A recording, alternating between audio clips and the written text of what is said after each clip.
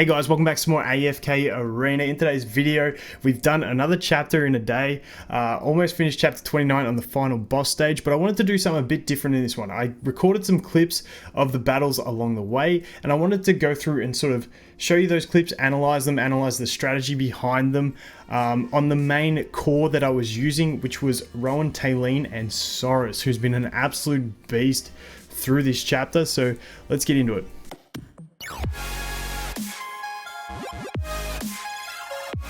Okay, so like I said, I was trying this different format because a big criticism I get in the comments and basically everywhere is that I'm always over leveled when I do campaign pushes. Now, I normally intentionally do that because it makes it smoother to make videos and more enjoyable in that sense for me. But I thought, why not try just once? I just spent a day just going ham on my phone, on my computer when I was at my computer, pushing this. Let me know what you guys do think of this format. So, like I said, I've pushed. I'm still not completely balling. As you can see, the enemies are level 385. I'm 302, so there's an 83 level deficit. Some people do push with like 100 level deficit.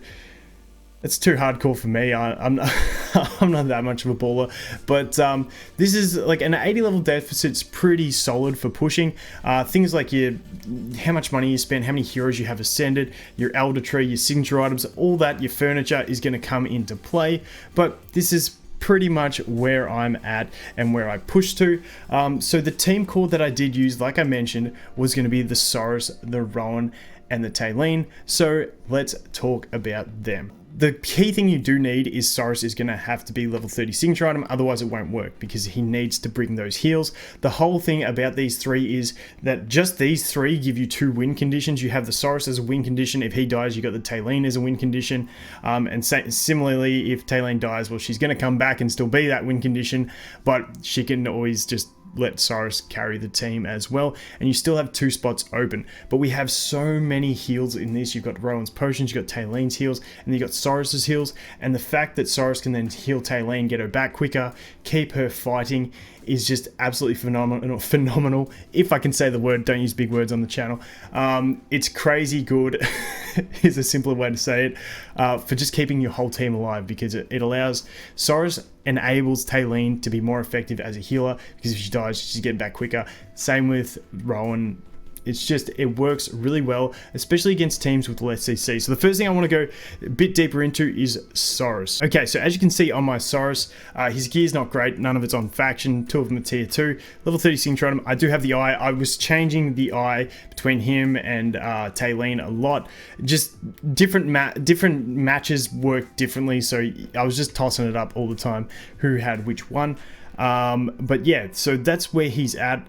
If we go over here to skills now, the thing I want to really focus in on is that these 2 abilities are actually AoE as well, which is broken. The amount of damage this guy does, and then it can actually become AoE, as you can see, all nearby enemies, and this one AoE damage. So really nice in that sense. So that is the key thing that I wanted to take away from him in campaign, is he can really stack that damage if the enemies get grouped, and that's where sometimes using him with an Iron is really nice.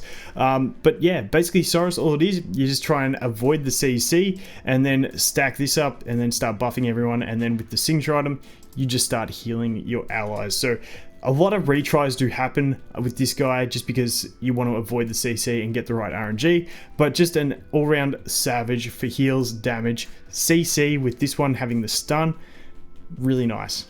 Next up, Taylene. Obviously, my Taylene's pretty beefed out. She's got the full tier 2 gear on faction. Really nice. Like I said, the blade and the eye, I was swapping around between the 2 of them. But there's not much to be said about Taylene. She's just really good. Either she doesn't die and she heals everyone and then does some really nice AoE damage, or she dies, comes back, heals everyone, and then does some nice AoE damage.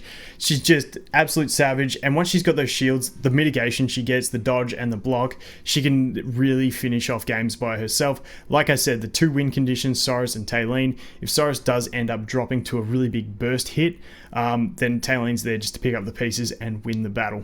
And finally, my Rowan, 3 on faction tier 2 pieces, and then just the off faction tier 1. He's only at 20 signature item. I would love to have this guy on a higher signature item up to 30, but resources resources be a pain. And he's on Jura's call most of the time. Just really nice to get him to have his ult faster. Faster he ults, the faster everyone else ults.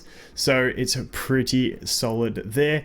Not much to mention about Rowan. Just the mitigation he has is good for front row. That's pretty much all there is to it. And then I like him in the front row, not just because he has that little bit of mitigation. Also, Soros sometimes gets one shot early on in the battles. So I like having him start back row most of the time. Sometimes I put him in the front row. But the other thing with Rowan is his coins can stun enemies in the back row when he starts in the front row. So really, really nice. But besides that, he's just there for the heals and the CC, the attack buff, the energy regen. He's just an all-round savage. As for the last two spots in the team, you can fill it up with just about anything. For me, the main replacements were often I was using, and we'll see that in the clips we're about to go through, was Mahira and Tassie. Obviously, my Mahira is beefed up with the 30 signature item, only mythic, but still works really, really well. And all the healing is going to make her ult pretty fast, which is a great synergy that I love. Then we got the Tassie. You get the initial banish, which can sometimes be really, really helpful depending who she does banish. But then you've also got the sleep and the core of her, Mahira and also Rowan. It's just such a solid CC chain that you can lock out a team for days. So that's really nice. And then the other replacement that I do have is Iron. Once again, you can do this way and you can get a 4 faction bonus, or you can go with him like this and put the Mahira back in there, and it's going to give us the 3-1 bonus. Either way I do it, I'd mixed around with it a lot through this chapter, but really solid core team. Like I said, depending on heroes you have built, you can pretty much replace those with anything to get decent functionality. Like I said, you already have 2 win conditions. Adding an Iron in there gives you more control, but also gives you another win condition. You can often win battles really quickly with that Iron in there sometimes, so really nice. Now we'll go ahead and have a look at some of the clips that I took. Okay, so for this first one, unfortunately, this was one I did on my phone, so I didn't actually get to record it. I just took a screenshot of the victory. But the reason I want to put this one up here, because it's a very CC heavy Wilder team. You've got the Cirrus with the knockback, the knockups and the knockback. You got the Namora with the mind control. However, I did notice that the mind control doesn't actually remove Cyrus stacks. He actually keeps functioning even when he's mind controlled. I think it's because he doesn't actually get interrupted. At least that's just what I noticed from the couple playthroughs against Namoras. Don't know if it's meant to be like that or if I got bugged, but hey, he didn't actually stop stacking when he got mind controlled. Anyway, we've also got the Arden with the triple roots. You got the tree with the roots and the rocks. You got the Tassie with the banish and the sleep. However, we were still able to use the Saurus, get some decent healing out of him. It was a bit more of a bursty battle, this one, and you'll always find Rowan having more healing when you get the battle done quick, because that's what we needed to do.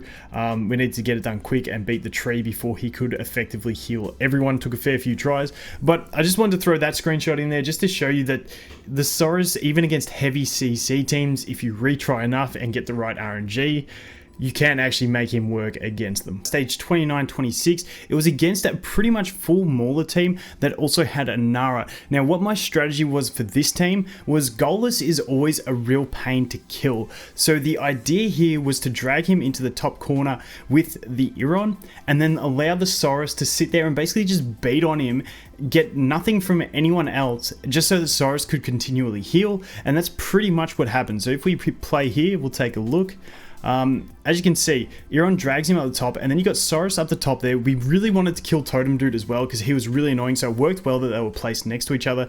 There goes the Totem Dude, and now Saurus is just sitting there wailing on wailing on that Goalless, just spanking him all day long. Goals isn't dying, but it doesn't matter because he's not killing Cyrus, and Cyrus is just able to heal everyone for the whole battle, and that's pretty much the way it works. So we'll watch that again just quickly. As you can see, we drag, we really want to kill that Totem Dude. He drops the totem behind Iron, which sucked, meaning we turned around, but Cyrus does go ahead and kill another totem. Man, the totems are frustrating. It's so frustrating campaign, but there drops the Totem Dude, and then like I said, Cyrus just sits up the top there, doesn't care, just keeps beating on the Goalless, who's taking no damage at all. We were lucky that the Iron got knocked back there and ran down as well, giving Cyrus longer just to sit there and heal. Even if Cyrus moved in, it wouldn't have been too much an issue. It just would have been if Screg decided to target him, would have sucked. But like I said, he just sits there full stacks and just heals everyone for days. So really, really nice there. Okay, so this next team was another Mauler heavy team. Luckily on this one, the only CC that I really had to worry about was coming from the Spider Chick, which wasn't too much of a threat with RNG. It doesn't take much to get past that. But at the end of this one, you'll see just the Brutus spin absolutely destroys the Saurus. But that's where it's good that we have the double win conditions in that the Tailene was able to solo the finish of it. So let's jump in and have a look. As you can see, Saurus sitting up the top, attacking that Brutus. Doesn't really matter that he's not going to kill him, just because he's going to get that healing rolling and it's really solid. Then we just have the great CC from the Tassie and also the Mahira. It's looking fine, and then the Brutus spins and deletes two of my guys, and then he's going to come out here and he's going to delete the Tassie and the Mahira, and then we're going to drop him with the Tailene. So that Brutus was absolutely savage towards the end, but that's pretty much all you had to do. Just walk in, heal up, and then just survive the Brutus at the end with the Tailene, and it's all good. Probably could have got another retry where we got some more dodges and the Brutus didn't kill everyone, but hey, we got the win, so that's all we needed. Now this next one I really like because I really like the way you can counter Verdan with this. Once again, this one, the only CC we really had to worry about was the Tassie, but if we can lock out with enough CC with our Tassie and our Mahira and our Rowan, we should be pretty fine to get away with it. But I really love Saurus against Verdan because of obviously one of his abilities is going to be stunning, which is handy for the Verdan to deal with. Sometimes you can kill the Verdan before he goes into bats, but even if you don't kill the Verdan, especially when you've got the Rowan and the Tailene, his bat form isn't really a threat because you can just straight up out heal the damage it can deal. So let's go ahead and check this one out. I've just got the Saurus straight up matched up on the Verdan, and as you can see here, he's about to pop, and there he goes. He goes bats just before he died, but it doesn't really matter because Saurus just keeps spanking things, and as you can see, we didn't really take any damage at all from it, thanks to all the healing that is on the team. Even if we couldn't out heal with Saurus, you've then got the Rowan potions if you drop low, you've then also got the Tailene pop and heals as well, so it's not too much of a big deal. Okay, and this last one we're going to look at, now this is a Graveborn heavy team, which is an absolute treat when you've got an Iron and a Saurus. However, it does have the Pharrell, and normally an enemy Leica is really threatening, but we sort of just out heal it nice enough that it's not an issue. As you can see there, Saurus not performing as well in this one, the Iron doing a truckload of damage and Rowan really keeping up on the healing. This normally happens in quicker fights because Saurus doesn't get to ramp up and do as much healing and damage because he hasn't stacked, and Iron just bursted this one down. And when you don't last as long, Tailene and Saurus are always going to do a little bit less than Rowan because the potions are just going to be those instant heals. But in this one, we do actually drop a bit low on all our heroes. If we have a look at the health bars, we do start dropping low. We do lose the Tassie, but the great thing in this team, you can lose any hero basically in the team and still win from the very start. If you get the right RNG. So as you can see, we dealt with that Sylvana really quick, but we were just able to heal through any damage that came out, and it was just a matter of RNG trying to avoid the Pharrell fear on the Saurus so that he could keep healing. As you can see there, we did get low, but we've got the potions, we got the Tailene, we got the Saurus. We've just got the heals basically. So that is the last one that I wanted to go through. So that is gonna be it, guys. That is the team. I really do like it. Like the Saurus, I was building him just for bosses. He's actually come through really well. Obviously Tailene being a beast, and same with Rowan. But the three of them, the amount of heals you can pump out, especially against teams that lack CC, and if you can survive until you get the chance to ramp up on the Saurus, it's absolutely amazing. Like I said, those last two spots, extra damage, extra control. I really do like the Iron, Tassie, and Mahira for those spots.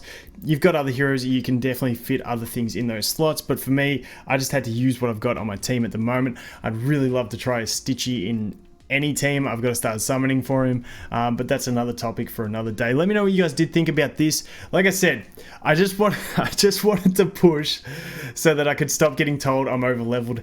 I know there's going to be comments down there that say he's still over leveled. I'm bad. I can't help it. Anyway, guys, thanks for watching. I hope you have an awesome day, and I look forward to seeing the next one. Cheers.